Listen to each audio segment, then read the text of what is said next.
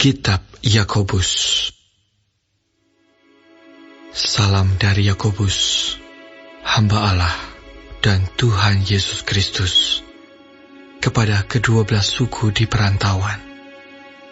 Saudara-saudaraku, anggaplah sebagai suatu kebahagiaan apabila kamu jatuh ke dalam berbagai-bagai pencobaan. Sebab kamu tahu bahwa ujian terhadap imanmu itu menghasilkan ketekunan.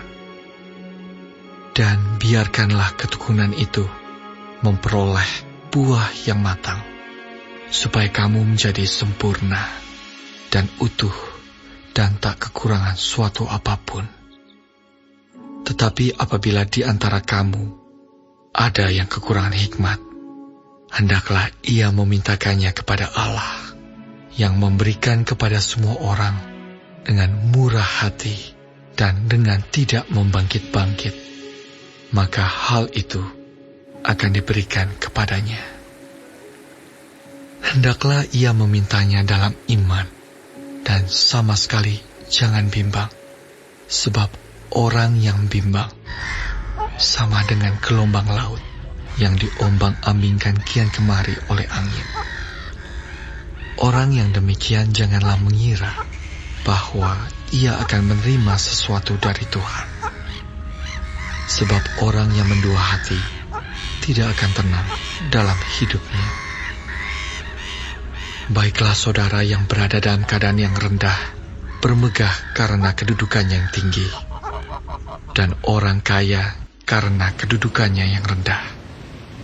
Sebab ia akan lenyap seperti bunga rumput. Karena matahari terbit dengan panas yang terik dan melayukan rumput itu, sehingga gugurlah bunganya dan hilanglah semaraknya. Demikian jugalah halnya dengan orang kaya. Di tengah-tengah segala usahanya, ia akan lenyap. Berbahagialah orang yang bertahan dalam pencobaan, sebab apabila ia sudah tahan uji, ia akan menerima mahkota kehidupan yang dijanjikan Allah kepada barang siapa yang mengasihi Dia. Apabila seorang dicobai, janganlah ia berkata, "Pencobaan ini datang dari Allah," sebab Allah tidak dapat dicobai oleh yang jahat, dan Ia sendiri tidak mencobai siapapun.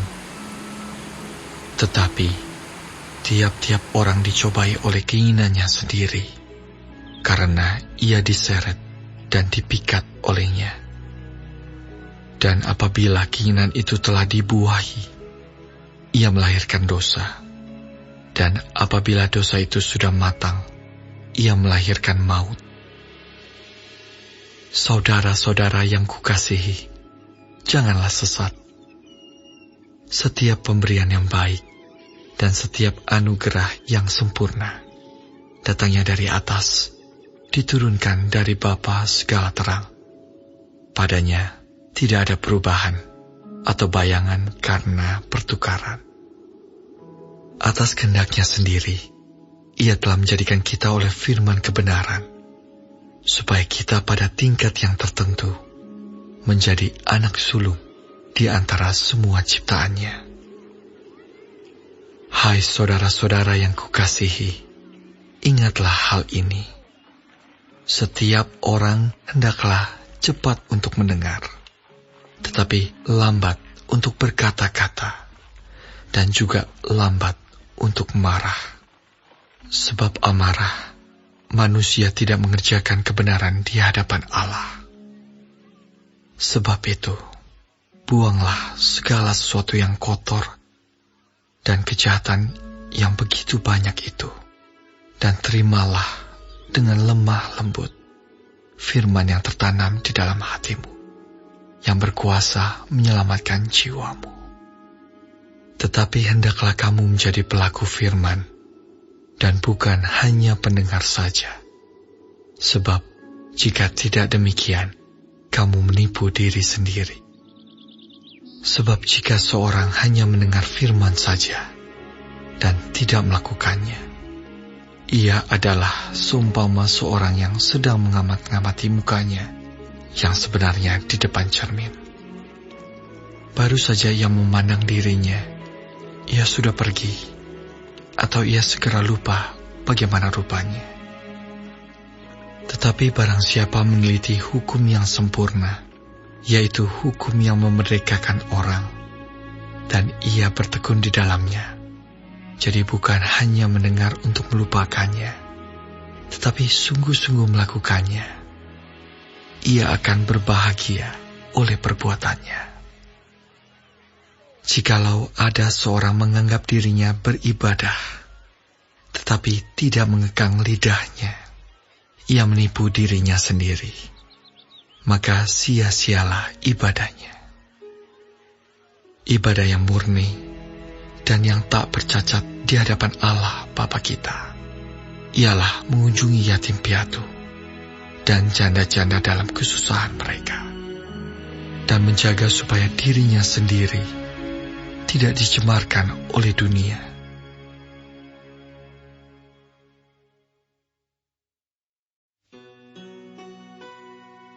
Saudara-saudaraku, sebagai orang yang beriman kepada Yesus Kristus, Tuhan kita yang mulia, janganlah iman itu kamu amalkan dengan memandang muka. Sebab, jika ada seorang masuk ke dalam kumpulanmu dengan memakai cincin emas dan pakaian indah, dan datang juga seorang miskin ke situ dengan memakai pakaian buruk, dan kamu menghormati orang yang berpakaian indah itu dan berkata kepadanya, "Silakan Tuan duduk di tempat yang baik ini," sedang kepada orang yang miskin itu kamu berkata, "Berdirilah di sana," atau "Duduklah di lantai ini dekat tumpuan kakiku." Bukankah kamu telah membuat pembedaan di dalam hatimu dan bertindak sebagai hakim dengan pikiran yang jahat? Dengarkanlah, hai saudara-saudara yang kukasihi. Bukankah Allah memilih orang-orang yang dianggap miskin oleh dunia ini untuk menjadi kaya dalam iman dan menjadi ahli waris kerajaan yang telah dijanjikannya kepada barang siapa yang mengasihi Dia? Tetapi kamu telah menghinakan orang-orang miskin. Bukankah justru orang-orang kaya yang menindas kamu dan yang menyeret kamu ke pengadilan? Bukankah mereka yang menghujat nama yang mulia, yang olehnya kamu menjadi milik Allah? Akan tetapi, jikalau kamu menjalankan hukum utama yang tertulis dalam kitab suci, kasihilah sesamamu manusia seperti dirimu sendiri, kamu berbuat baik. Tetapi jikalau kamu memandang muka, kamu berbuat dosa, dan oleh hukum itu menjadi nyata bahwa kamu melakukan pelanggaran. Sebab barang siapa menuruti seluruh hukum itu, tetapi mengabaikan satu bagian daripadanya, ia bersalah terhadap seluruhnya. Sebab ia yang mengatakan jangan berzina, ia mengatakan juga, jangan membunuh. Jadi jika kamu tidak berzina, tetapi membunuh, maka kamu menjadi pelanggar hukum juga. Berkatalah dan berlakulah seperti orang-orang yang akan dihakimi oleh hukum yang memerdekakan orang. Sebab penghakiman yang tak berbelas kasihan akan berlaku atas orang yang tidak berbelas kasihan. Tetapi belas kasihan akan menang atas penghakiman.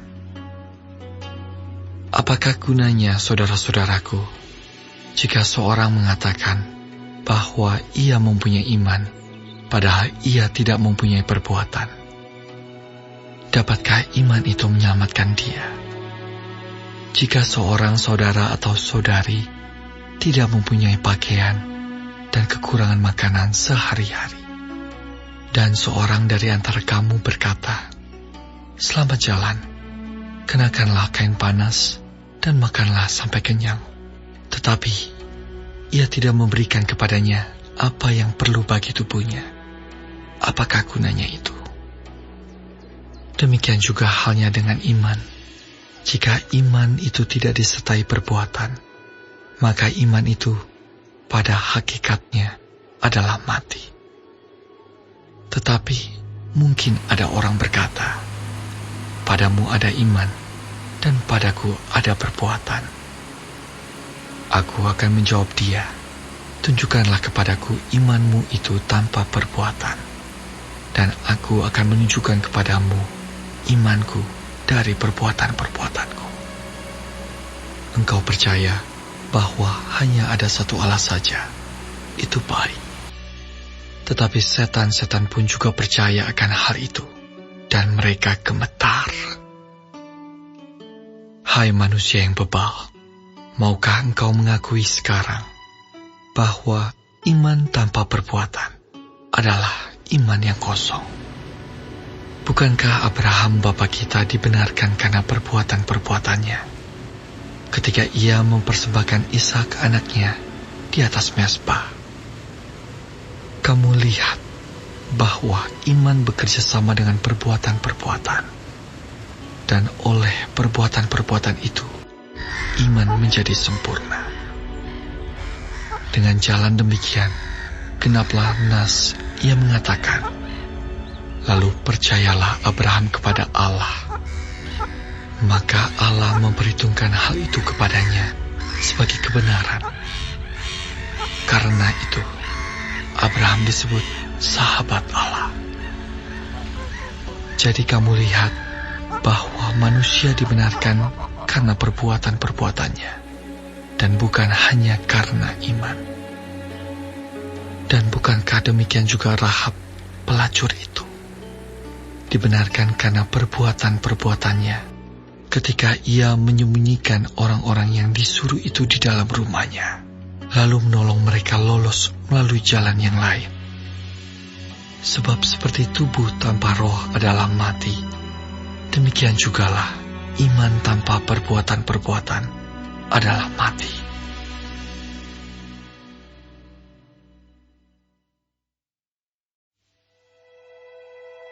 Saudara-saudaraku, janganlah banyak orang di antara kamu mau menjadi guru. Sebab kita tahu bahwa sebagai guru, kita akan dihakimi menurut ukuran yang lebih berat. Sebab kita semua bersalah dalam banyak hal. Barang siapa tidak bersalah dalam perkataannya, ia adalah orang sempurna, yang dapat juga mengendalikan seluruh tubuhnya. Kita mengenakan kekang pada mulut kuda, sehingga ia menuruti kehendak kita. Dengan jalan demikian, kita dapat juga mengendalikan seluruh tubuhnya. Dan lihat saja kapal-kapal, walaupun amat besar dan digerakkan oleh angin keras, namun dapat dikendalikan oleh kemudi yang amat kecil, menurut kehendak jurumudi. Demikian juga lidah, walaupun suatu anggota kecil dari tubuh, namun dapat memegahkan perkara-perkara yang besar. Lihatlah, betapapun kecilnya api, ia dapat membakar hutan yang besar. Lidah pun adalah api. Ia merupakan suatu dunia kejahatan dan mengambil tempat di antara anggota-anggota tubuh kita sebagai sesuatu yang dapat menodai seluruh tubuh dan menyalakan roda kehidupan kita, sedang ia sendiri dinyalakan oleh api neraka. Semua jenis binatang liar, burung-burung, serta binatang-binatang menjalar, dan binatang-binatang laut dapat dijinakan dan telah dijinakan oleh sifat manusia. Tetapi tidak seorang pun yang berkuasa menjinakkan lidah. Ia adalah sesuatu yang buas, yang tak terkuasai, dan penuh racun yang mematikan. Dengan lidah kita memuji Tuhan Bapa kita, dan dengan lidah kita mengutuk manusia yang diciptakan menurut rupa Allah. Dari mulut yang satu keluar berkat dan kutuk. Hal ini, saudara-saudaraku, tidak boleh demikian terjadi. Adakah sumber memancarkan air tawar dan air pahit dari mata air yang sama? Saudara-saudaraku, adakah pohon ara dapat menghasilkan buah zaitun Dan adakah pokok anggur dapat menghasilkan buah ara? Demikian juga mata air asin tidak dapat mengeluarkan air tawar. Siapakah di antara kamu yang bijak dan berbudi? Baiklah ia dengan cara hidup yang baik, menyatakan perbuatannya oleh hikmat yang lahir dari kelemah lembutan. Jika kamu menaruh perasaan iri hati dan kamu mementingkan diri sendiri, janganlah kamu memegahkan diri dan janganlah berdusta melawan kebenaran. Itu bukanlah hikmat yang datang dari atas, tetapi dari dunia, dari nafsu manusia, dari setan-setan. Sebab di mana ada iri hati dan mementingkan diri sendiri, di situ ada kekacauan dan segala macam perbuatan jahat. Tetapi hikmat yang dari atas adalah pertama-tama murni, selanjutnya pendamai, peramah, penurut, penuh belas kasihan, dan buah-buah yang baik, tidak memihak dan tidak munafik. Dan buah yang terdiri dari kebenaran ditaburkan dalam damai untuk mereka yang mengadakan damai.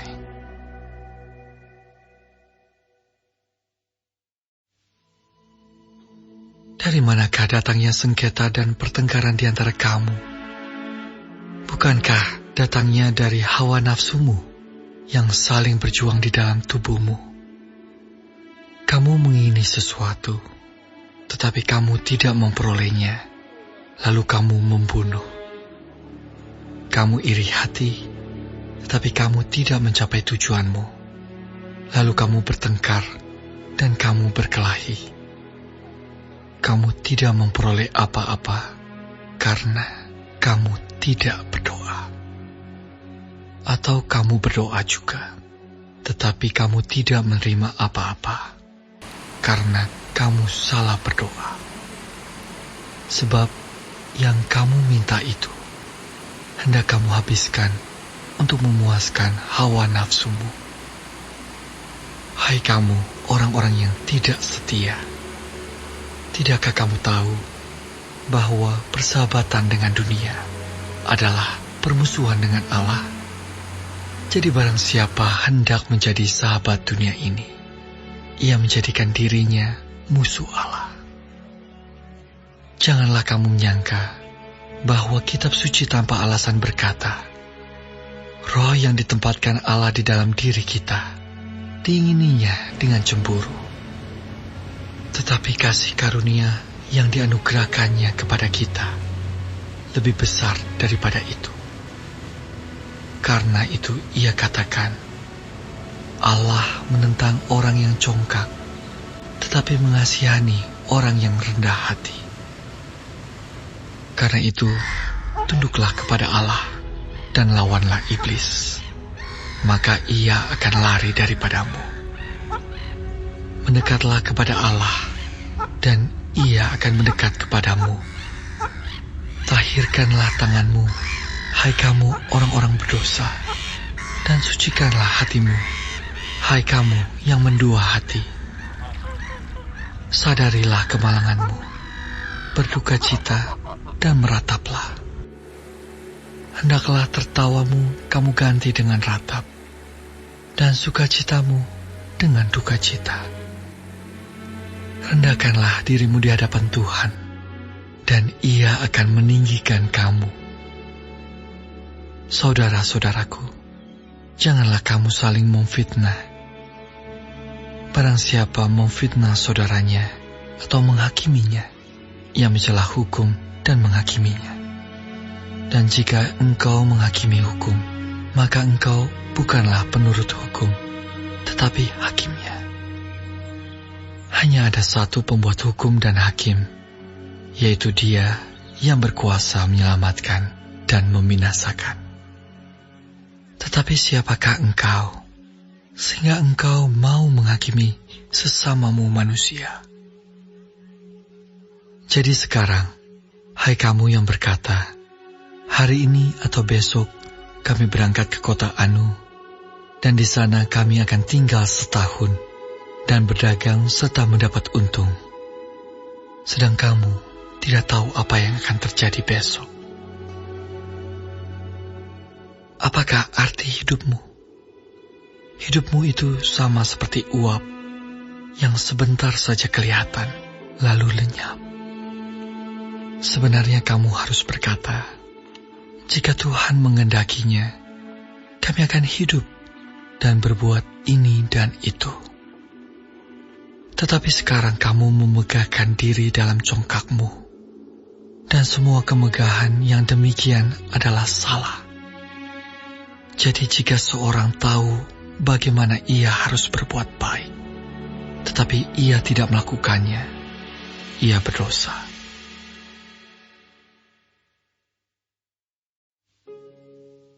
Jadi sekarang, hai kamu orang-orang kaya, menangislah dan merataplah atas sengsara yang akan menimpa kamu. Kekayaanmu sudah busuk, dan pakaianmu telah dimakan ngengat. Emas dan perakmu sudah berkarat, dan karatnya akan menjadi kesaksian terhadap kamu, dan akan memakan dagingmu seperti api. Kamu telah mengumpulkan harta pada hari-hari yang sedang berakhir.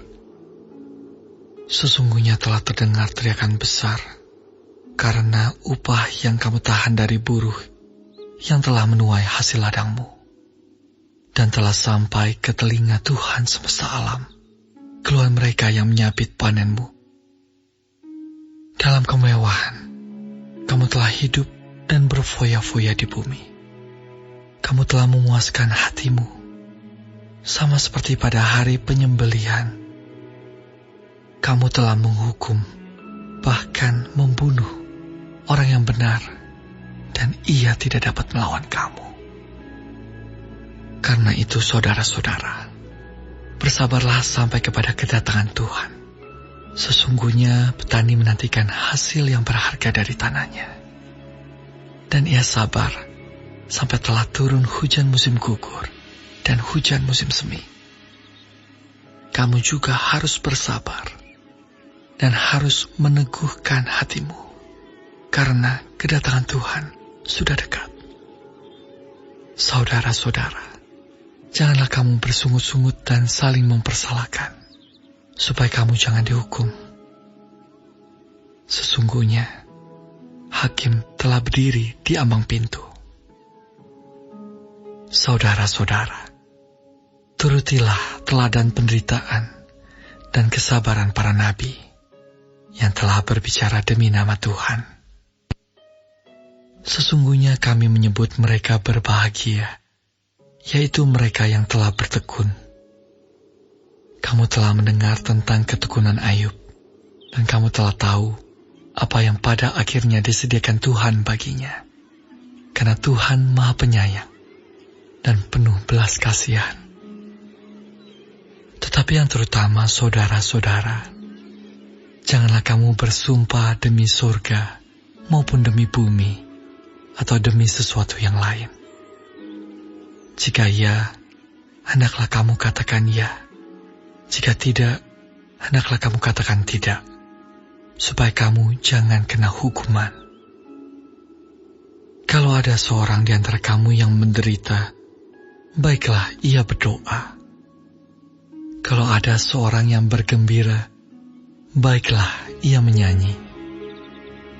Kalau ada seorang di antara kamu yang sakit, baiklah ia memanggil para penatua jemaat, supaya mereka mendoakan dia, serta mengolesnya dengan minyak dalam nama Tuhan.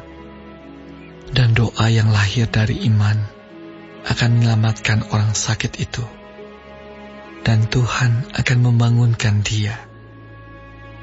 Dan jika ia telah berbuat dosa, maka dosanya itu akan diampuni. Karena itu, hendaklah kamu saling mengaku dosamu dan saling mendoakan, supaya kamu sembuh. Doa orang yang benar, bila dengan yakin didoakan, sangat besar kuasanya. Elia adalah manusia biasa, sama seperti kita. Dan ia telah bersungguh-sungguh berdoa, supaya hujan jangan turun, dan hujan pun tidak turun di bumi selama 3 tahun dan 6 bulan. Lalu ia berdoa pula, dan langit menurunkan hujan, dan bumi pun mengeluarkan buahnya. Saudara-saudaraku, jika ada di antara kamu yang menyimpang dari kebenaran, dan ada seorang yang membuat dia berbalik, ketahuilah bahwa barang siapa membuat orang berdosa berbalik dari jalannya yang sesat, ia akan menyelamatkan jiwa orang itu dari maut dan menutupi banyak dosa.